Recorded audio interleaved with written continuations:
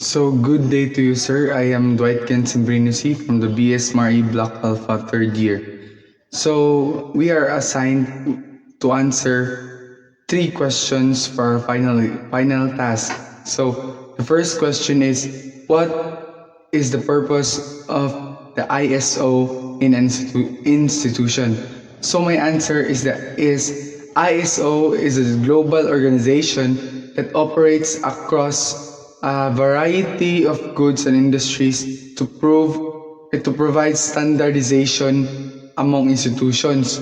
So its purpose is to promote trade, but it specifically focuses in many areas on the process of improving the institution, improving your business, improving an employment, protection of industry and efficiency among institutions. So that is my answer for number one, sir. So the next question is this, sir. What is the importance or how important is the ISO in an institution, and give two examples of the importance of it.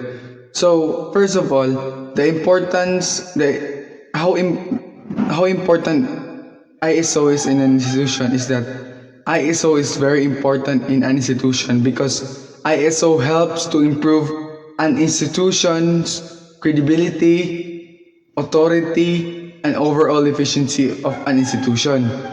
It is accomplished by ISO by identifying the risks and opportunities of something around an institution. Also, ISO improves employees' performance and improves overall control of your business or your company or industry or an institution. So here are the two examples of the importance of the ISO.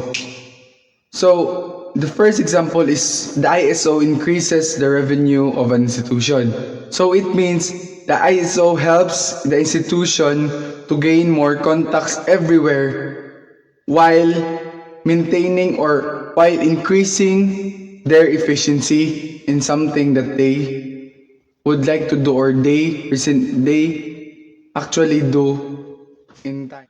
So another example is that the ISO is also important in terms of giving the customers the right satisfaction they want by understanding the customers' needs or the customers' wants and reducing errors in their works. So that are the two examples that the ISO improves, or why the ISO important in an institution. So the next question is this, sir. So the next question is, explain the purpose of having an occupational health and safety standards for seafarers and give two examples. So first of all, the purpose of having an occupational health and safety standards for seafarers is that these guidelines encourages the security and the prevention of health and safety and accidents, illness, or deaths that occur in course of job that seafarers do while on board ship. So, complying with these guidelines is compulsory obligations to all seafarers because they should have the safety operations or safety procedures to be ordered to minimize the risk or the hazards that they can face while on board ship.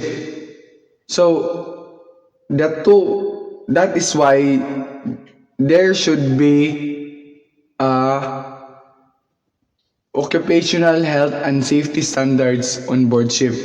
That is the purpose of having occupational safety standards on board ship. Here are two examples of of the occupational health standards on board ship. So, first example that I will give is that all seafarers that is on board ship should have the suitable safety equipment in different kinds of tasks or jobs in board shift. So number two is that seafarers or all employees inside the ship always have all should always have the practice or the precautionary practices in a ship's operation, safety operation. So that is my answer for the question number 3, sir. So in the fourth question, it is divided into two. So number one is this. So the general requirement to become an engineering or OIC engineer engine watch officer is that to be a BSMAR student should have the enough knowledge and trainings and the STCW certificates in order to be one of the OIC engine watch officer. So the trainings and requirements are these.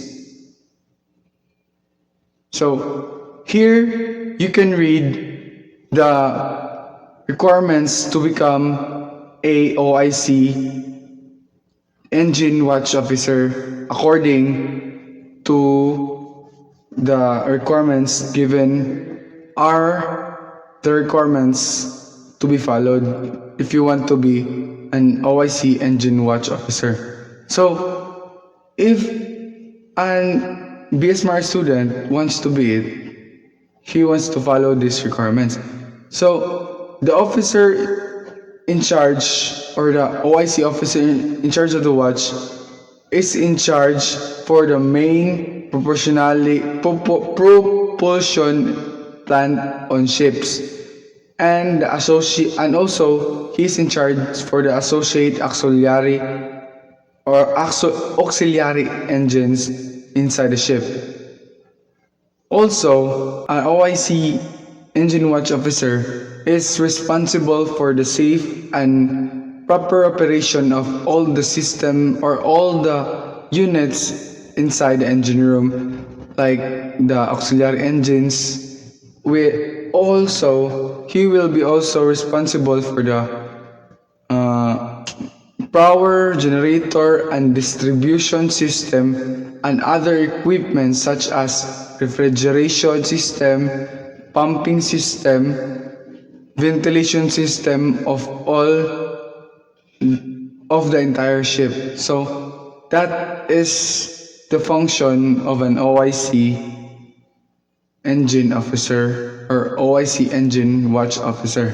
So here's the 4.2 question. So my answer is an OIC EW or the O officer in charge engine watch or engine watch officer is in charge for the duties such as in monitoring or maintaining the mechanical equipments, electrical equipments, hydraulic equipments, and the control equipments inside engine room or inside the ship. They are also in charge of the sophisticated engine management system, maintenance of the machinery spaces, and carry out engineering operations. Also, watchkeeping and engineering maintenance. OIC engine watch officer duties is not yet done because OIC engine watch officer has also the duties associated with handling the safety and emergency procedures, changing over the remote of the systems, safety precautions to be observed during a watch, and OIC officer in charge should always be active and immediate or should have the immediate actions in an emergency operation or emergency situation. He should immediately take action on that, especially when talking about oil spills or anything that oil has to be treated in the engine room. So that is the function, or that is the function of the OIC engine watch officer. So that is my answer for the final activity, and that's all. Thank you.